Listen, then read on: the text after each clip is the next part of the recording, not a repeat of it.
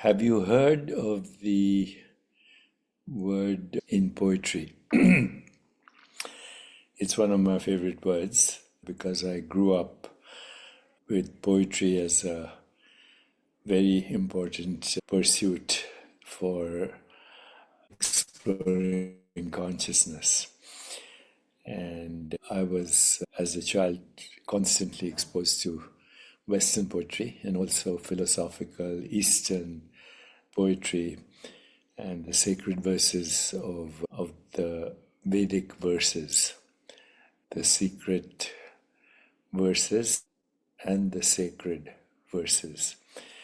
And I grew up with almost a certainty that poetry is the route or the path to freedom and liberation. And poetry is, as T.S. Eliot said, a raid on the inarticulate that ultimately leads to our soul. The path leads to our soul. So I'm going to explore this with you in terms of revelation, both from a Vedic perspective, a consciousness perspective. But right now I just want to address what onomatopoeia means. Onomatopoeia is how it's pronounced. It refers to the use of words that imitate or evoke the sounds that they describe, creating a sensory connection between the sound of the word and its meaning, where the sound echoes the sense, the feeling, the meaning. This literary device enhances, I might say, the emotional, the spiritual, and the imaginative experience of a poem by allowing readers, whoever reads the poem, to hear the action of the environment being described.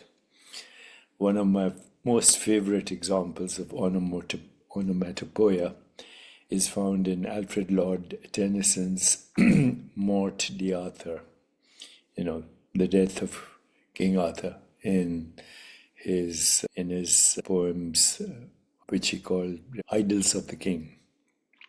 So here's an example.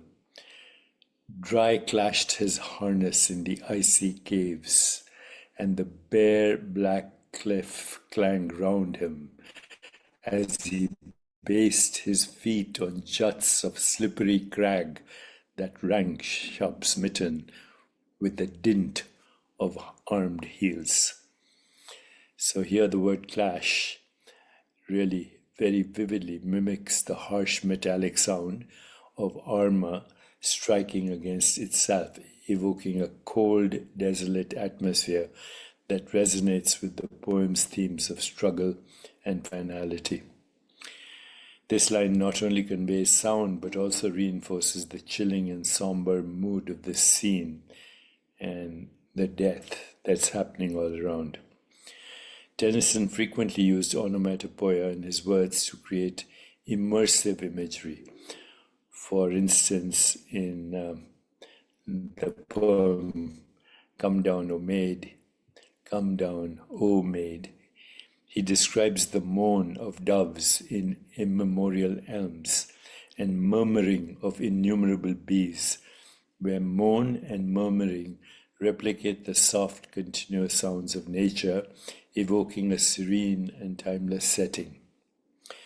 Onomatopoeia bridges sound and meaning, as seen in Edgar Allan Poe's poem, The Bells, where words like clang, clash, tinkle emulate the auditory experience of bells ringing.